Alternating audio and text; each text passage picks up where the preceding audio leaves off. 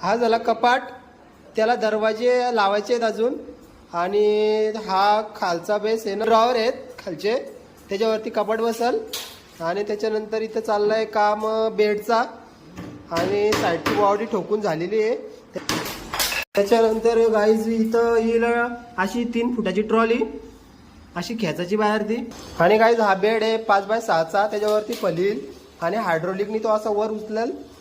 काहीच झालेलं आहे असा अर्धवट सोफा, आणि बाकीचा उद्या.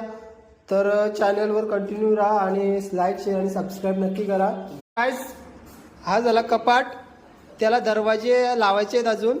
आणि हा खालचा बेस आहे ना, ड्रॉवर आहेत खालचे, त्याच्यावरती कपाट बसल.